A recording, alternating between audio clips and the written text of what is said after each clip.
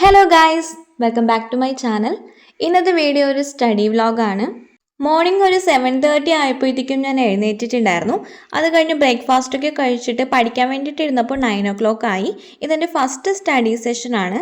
ഞാൻ പഠിക്കാൻ വേണ്ടിയിട്ട് എടുത്തിട്ടുള്ളത് മാത്തമാറ്റിക്സ് ആണ്. മാത്തമാറ്റിക്സ് എനിക്ക് കുറച്ച് ടഫാണ് പൊതുവേ, പക്ഷേ എന്നാലും ഈ ഒരു മൊഡ്യൂൾ മാത്രം എനിക്ക് ഭയങ്കര ഇഷ്ടമാണ്. സോ ഞാൻ അതിലെ ക്വസ്റ്റ്യൻസ് ആണ് ഇപ്പോൾ ചെയ്ത് നോക്കുന്നത്. ടൈം സ്ലോട്ട് വെച്ചിട്ടാണ് ഞാൻ യൂഷ്വലി പഠിക്കാറുള്ളത്.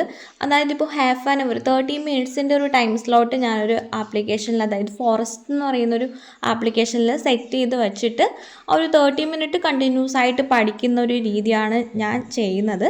അത് കഴിഞ്ഞിട്ട് ഒരു 5 to 10 മിനിറ്റ്സ് ഞാൻ ബ്രേക്ക് എടുക്കാറുണ്ട്. ആഫ്റ്റർ ദാറ്റ് ഞാൻ പിന്നെ നെക്സ്റ്റ് സബ്ജക്റ്റിലോട്ട് സ്വിച്ച് ചെയ്തു. അത് കുറച്ച് പേജ് പഠിക്കണം എന്നുള്ളത് സെറ്റ് ചെയ്ത് വെച്ചിട്ടുണ്ടായിരുന്നു. അതാണ് ഇപ്പം ടു ഡു ലിസ്റ്റിൽ ഞാൻ ടിക്ക് ചെയ്തിട്ടുള്ളത്. എൻ്റെ ഒരു ഡേ സ്റ്റാർട്ട് ചെയ്യുന്നത് ടു ഡു ലിസ്റ്റ് എഴുതിയിട്ടാണ്. അതായത് ആ ഒരു ബോക്സിൽ നമ്മൾ ഓരോ പ്രാവശ്യവും ടിക്ക് ചെയ്യുമ്പോഴും ഇനിയും പഠിക്കാൻ വേണ്ടിയിട്ടുള്ളൊരു മോട്ടിവേഷൻ കിട്ടും.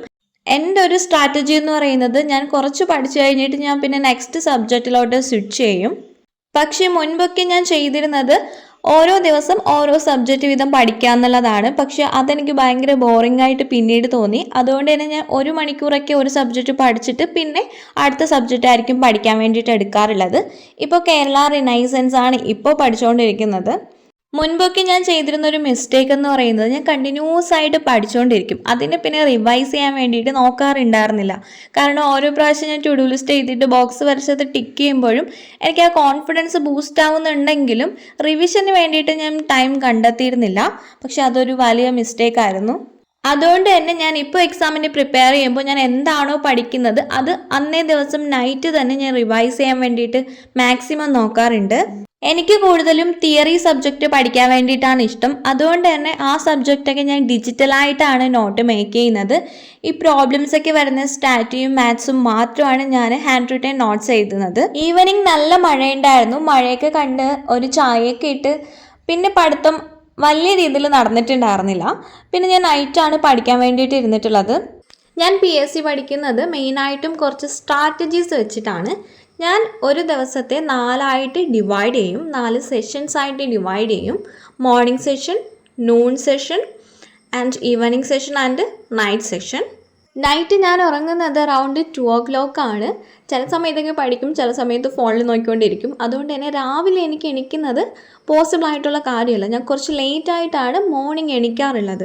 അതുകൊണ്ടാണ് ഞാൻ ഇയർലി മോർണിംഗ് സെഷൻസ് ആഡ് ചെയ്യാത്തത്. പക്ഷെ മുന്നേയൊക്കെ ഞാൻ പഠിക്കുമ്പോൾ ഇയർലി മോർണിംഗ് സെഷൻ എന്ന് പറഞ്ഞിട്ട് ഒരു സെഷനും കൂടി ആഡ് ചെയ്യുന്നുണ്ടായിരുന്നു.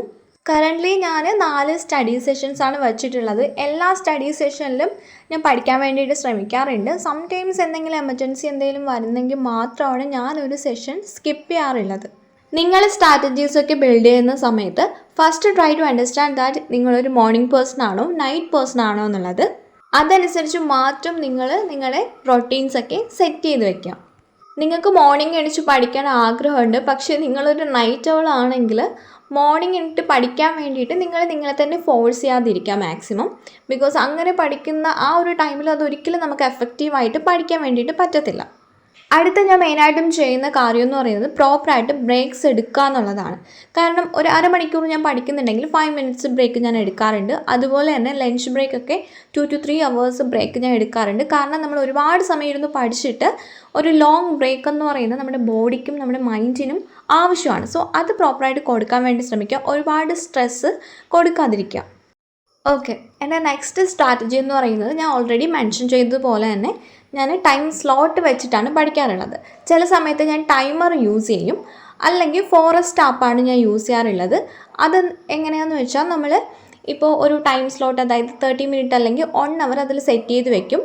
ആ 1 hour നമുക്ക് സ്കിപ്പ് ചെയ്യാൻ പാടില്ല. കാരണം ആ ഒരു 1 hourൽ നമ്മളൊരു ട്രീ ഇങ്ങനെ വളർന്നു വരും. അത് നമ്മൾ സ്കിപ്പ് ചെയ്ത് കഴിഞ്ഞാൽ ആ ട്രീ നശിച്ചു പോകും. സോ അത് കാണുമ്പോൾ നമുക്ക് തന്നെ ഒരു വിഷമം തോന്നും. അതുകൊണ്ട് നമ്മളത് സ്കിപ്പ് ചെയ്യാൻ വേണ്ടിയിട്ട് ശ്രമിക്കാറില്ല. അങ്ങനെ നമ്മൾ ഒരുപാട് സ്ലോട്ട് ചെയ്യുമ്പോഴത്തേക്കും ഒരുപാട് ട്രീസ് ഉണ്ടാവും. അത് കാണുമ്പോൾ നമുക്ക് തന്നെ ഒരു മോട്ടിവേഷനാണ്. ആൻഡ് ലാസ്റ്റ് നമുക്ക് കാണാൻ പറ്റും നമ്മൾ എത്ര അവേഴ്സാണ് പഠിച്ചിട്ടുള്ളതെന്ന്. അങ്ങനെയുള്ള ഇങ്ങനെയൊക്കെയുള്ളൊരു ഡിജിറ്റലായിട്ടുള്ള കാര്യങ്ങളും കൂടെ അതിൻ്റെ ഹെൽപ്പോട് കൂടി പഠിക്കാൻ വേണ്ടിയിട്ട് ശ്രമിക്കുമ്പോൾ കുറച്ചും കൂടി എഫക്റ്റീവായിട്ട് നമുക്ക് പഠിക്കാൻ വേണ്ടിയിട്ട് പറ്റും. പിന്നെ ഞാൻ ചെയ്യുന്നൊരു കാര്യം ഹെൽത്തി ഫുഡ് കഴിക്കുക എന്നുള്ളതാണ്. അതായത് ഇപ്പോൾ നട്ട്സ്, ഫ്രൂട്ട്സ് അങ്ങനെയൊക്കെയുള്ള കാര്യങ്ങൾ നിങ്ങൾ ഡയറ്റിൽ കൂടുതലായിട്ട് ഉൾപ്പെടുത്തുക. ഇപ്പോൾ നൈറ്റ് നമ്മൾ പഠിക്കാൻ വേണ്ടിയിട്ട് ഇരിക്കുന്ന സമയത്ത് ഹെവി ആയിട്ട് ഫുഡ് കഴിച്ചിട്ട് പഠിക്കാൻ വേണ്ടി ഇരിക്കുമ്പോൾ നമുക്ക് ഉറക്കം വരും സ്വാഭാവികമായിട്ടും. ഉച്ചയ്ക്കും അതുപോലെ തന്നെയാണ്. ലഞ്ച് നമ്മൾ ഹെവി ആയിട്ട് കഴിക്കാമെന്നുണ്ടെങ്കിൽ ആഫ്റ്റർനൂൺ പഠിക്കുന്നതും നമുക്ക് കുറച്ച് ടയർഡായിട്ട് ഫീൽ ചെയ്യും. സോ എപ്പോഴും കഴിക്കുന്നത് ഒരു മിതമായ രീതിയിൽ മാത്രം, ലിമിറ്റഡ് ആയിട്ട് മാത്രം ഫുഡ് കഴിക്കുക. സോ ഇതൊക്കെയാണ് ഞാൻ പഠിക്കുന്ന ടൈമിൽ ശ്രദ്ധിക്കാറുള്ളതും ചെയ്യാറുള്ളതും. നിങ്ങൾക്ക് ഏതെങ്കിലും ഇൻട്രസ്റ്റഡ് ആയിട്ട് തോന്നിയിട്ടുണ്ടെങ്കിൽ അത് അഡോപ്റ്റ് ചെയ്യാം. And thank you for watching. By.